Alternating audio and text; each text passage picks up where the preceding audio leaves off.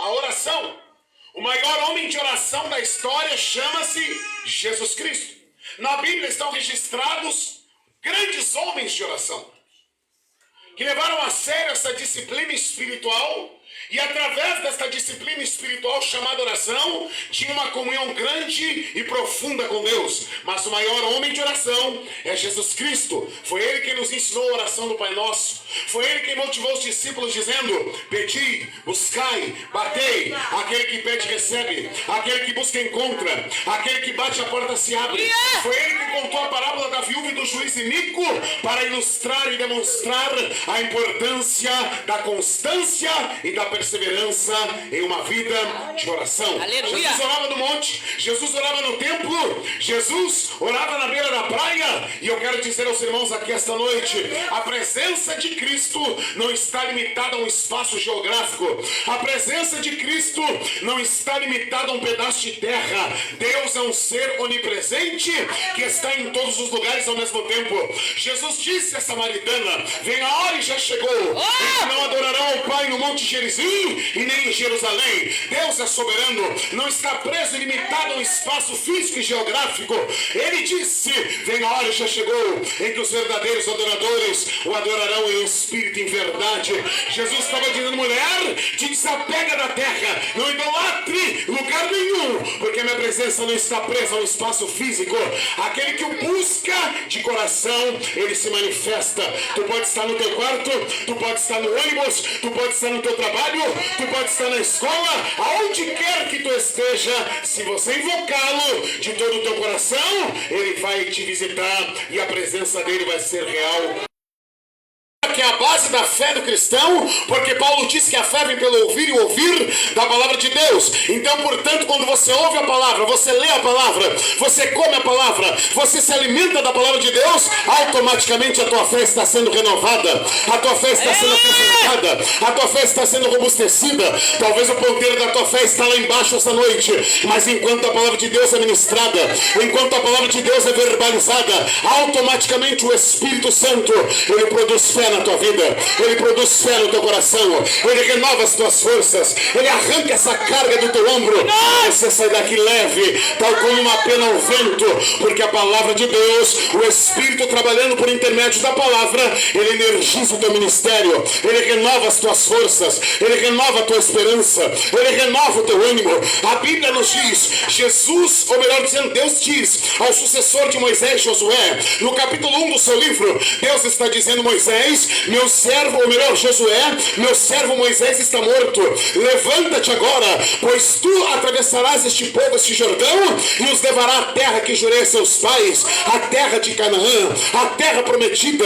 Deus diz a Josué, no capítulo 1, versículo 8 do seu livro: Josué, eu vou te dar o segredo, eu vou te dar a receita. Josué, se tu quer fazer prosperar o teu caminho, se tu quer te conduzir prudentemente, Deus diz a Josué: medita no livro desta lei, de dia e de noite, não se aparte da tua boca o livro desta lei, mas medita no livro desta lei, porque fazendo assim, farás prosperar o teu caminho, e prudentemente te conduzirás. Deus tem compromisso com aquele que tem compromisso com a sua palavra, e sobretudo, a coloca em prática.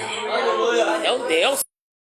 Essa noite, em Mateus capítulo 5, Deus colocou no meu coração para repartir com os irmãos. Deus abençoe a irmã Francis, seu esposo também, sejam bem-vindos na casa do Senhor. Deus abençoe. Glória a Deus. Em Mateus 5. Mateus 5, irmãos. Aleluia. Fala do sermão das bem-aventuranças. Aleluia.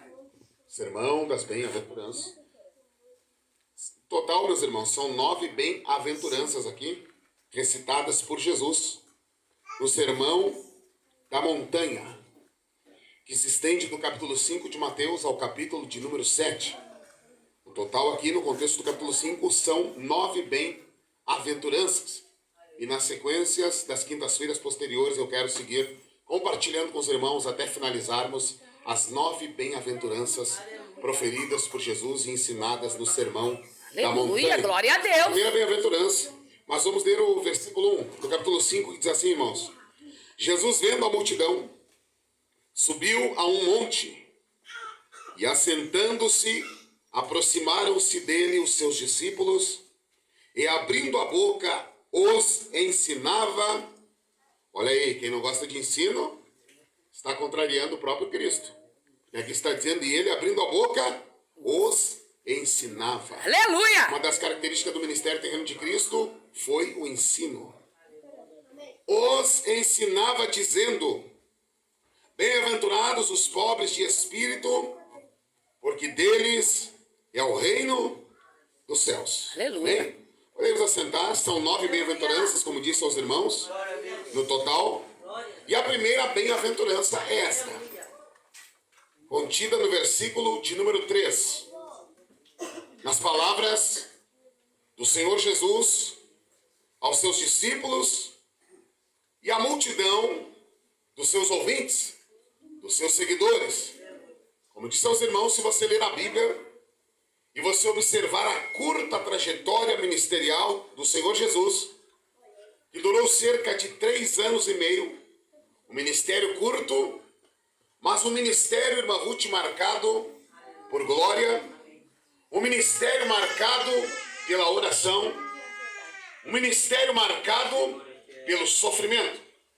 Quando o menino Jesus nasceu, os magos levaram 3 presentes ao menino Jesus. Eles levaram ouro.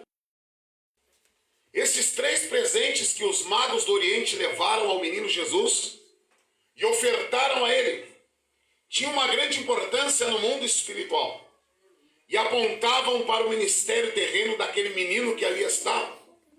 O ouro apontava, significava e indicava que o ministério terreno daquele menino que ali estava seria um ministério glorioso, seria um ministério marcado por glória. E se você folhear as páginas da Bíblia, você vai ver que o ministério de Jesus foi um ministério totalmente glorioso. Foi um ministério marcado por glória. Você nunca vai ver alguém pregando como Jesus pregou. Você nunca vai ver alguém ensinando como Jesus ensinou. Você nunca vai ver alguém curando como Jesus curou. Meu Deus! Quando Jesus diz que aqueles que creem em mim farão obras maiores do que eu as faço, Meu Deus! obviamente estas obras não é no sentido de essência, para dizer que eu sou melhor do que Jesus ou você faz milagres melhores do que Jesus. Não é nesse sentido. Quando ele diz, aquele que crê em mim farão obras maiores do que eu as faço, é no sentido de número e alcance. Porque o ministério terreno de Cristo se concentrou na Palestina. Então, quando ele diz, farão obras maiores do que eu as faço, é no sentido de número e alcance. Então, meus irmãos, o ministério de Cristo foi marcado por glória. Jesus ressuscitou mortos. Jesus curou paralíticos. Meu Deus! Jesus purificou leprosos. Aleluia! Jesus multiplicou pães e peixes. Sim, Jesus! Jesus tirou a moeda da boca do peixe. Jesus desafiou a lei da gravidade no mar da Galileia, 3 da manhã, na 4ª vigília da noite, quando o barco dos discípulos estava indo a pique, ele transforma o mar em tapete, e ele vai andando por sobre as águas, e ele dá livramento aos discípulos. Palavra, Jesus! Ministério totalmente glorioso.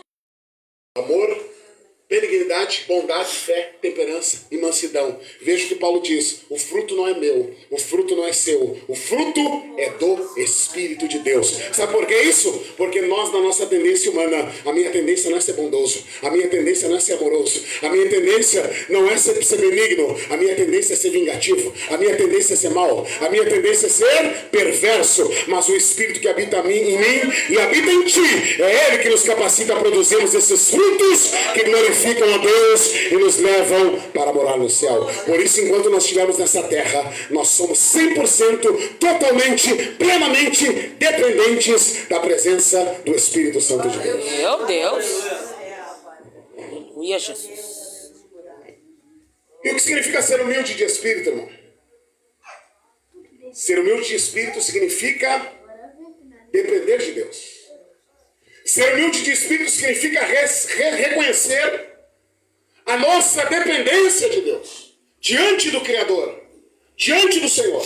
Jesus está dizendo, felizes, abençoados de verdade, são aqueles que reconhecem que são dependentes de Deus.